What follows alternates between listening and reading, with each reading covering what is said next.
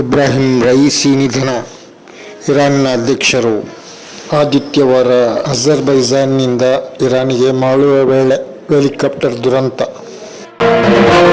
ಅಜರ್ಬೈಜಾನ್ನಲ್ಲಿ ಅಣೆಕಟ್ಟು ಉದ್ಘಾಟಿಸಿ ಇರಾನಿಗೆ ಅಧ್ಯಕ್ಷ ರೈಸಿ ಮತ್ತು ವಿದೇಶ ಸಚಿವ ಅಮೀರ್ ಅಬ್ದುಲ್ಲಾ ಮರಳುವ ವೇಳೆ ಹೆಲಿಕಾಪ್ಟರ್ ಪತನ. ಹೆಲಿಕಾಪ್ಟರ್ನ ಅವಶೇಷಗಳು ಪತ್ತೆಯಾಗಿದೆ. ಇರಾನಿನ ರೆಡ್ ಕ್ರೆಸೆಂಟ್ ಹೇಳಿಕೆ.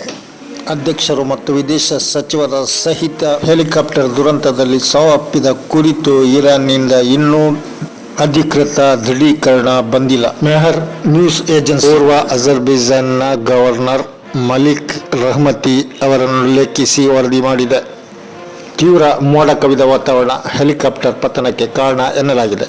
ಹೆಲಿಕಾಪ್ಟರ್ ದುರಂತಕ್ಕೆ ನೋವು ವ್ಯಕ್ತಪಡಿಸಿದ ಚೀನಾದ ಅಧ್ಯಕ್ಷ ಶಿ ಜಿನ್ಪಿಂಗ್, ಇರಾನ್ ಮತ್ತು ರೈಸಿ ಚೀನಾಕ್ಕೆ ಬಹಳ ಮುಖ್ಯ ಎಂದು ಶಿ ಜಿನ್ಪಿಂಗ್ ಹೇಳಿದ್ದಾರೆ. ಇನ್ನೊಂದು ಕಡೆ ಹೆಲಿಕಾಪ್ಟರ್ ಪತನದಲ್ಲಿ ಇಸ್ರೇಲ್ ಮೊಸಾದ್ ಬಗ್ಗೆ ಸಂದೇಹ ವ್ಯಾಪಕ.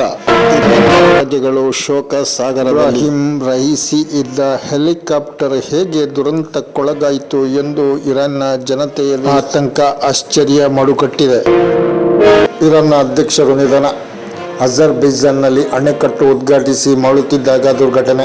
ಮೆಹರ್ ನ್ಯೂಸ್ ಏಜೆನ್ಸಿಯನ್ನು ಉಲ್ಲೇಖಿಸಿ ಅಲ್ ಜಜೀರಾ ಸಹಿತ ವಿದೇಶಿ ಮಾಧ್ಯಮಗಳು ವರದಿ ಮಾಡಿದ ಇರಾನ್ ಅಧ್ಯಕ್ಷರು ಹೆಲಿಕಾಪ್ಟರ್ ದುರಂತದಲ್ಲಿ ಮೃತಪಟ್ಟಿದ್ದಾರೆ.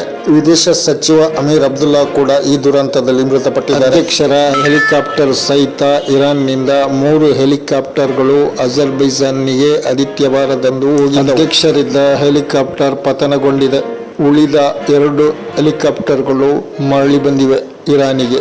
ಅಧ್ಯಕ್ಷರಿದ್ದ ಹೆಲಿಕಾಪ್ಟರ್ ದಟ್ಟ ಕಾಡಿನ ನಡುವೆ ಪತನಗೊಂಡಿದೆ. ಹೆಲಿಕಾಪ್ಟರ್ ಪತನಗೊಂಡ ಜಾಗದಲ್ಲಿ ತೀವ್ರ ಉಷ್ಣ ಹವಾಮಾನ ಇದೆ ಎಂದು ಟರ್ಕಿಯ ಡ್ರೋನ್ ಪತ್ತೆ ಹಚ್ಚಿದೆ.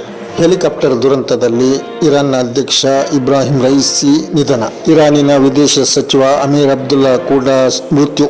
ಹವಾಮಾನದ ಏರಿಳಿತ ಹೆಲಿಕಾಪ್ಟರ್ ದುರಂತಕ್ಕೆ ಕಾರಣ ಎಂದು ಪ್ರಾಥಮಿಕ ವರದಿಗಳು ತಿಳಿಸಿವೆ.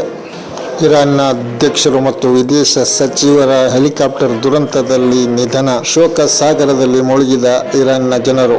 ಹೆಲಿಕಾಪ್ಟರ್ ದುರಂತದಲ್ಲಿ ಇರಾನ್ನ ಅಧ್ಯಕ್ಷ ಇಬ್ರಾಹಿಂ ರೈಸಿ ನಿಧನ. ಆದಿತ್ಯವಾರ ಹೆಲಿಕಾಪ್ಟರ್ ಪತನಗೊಂಡಿದೆ. ಸುದ್ದಿ ಕುಂದು ಕಾರ್ಯಕ್ರಮದಲ್ಲಿ ಈ ಹೊತ್ತಿನ ಸುದ್ದಿ ಇಷ್ಟೇ.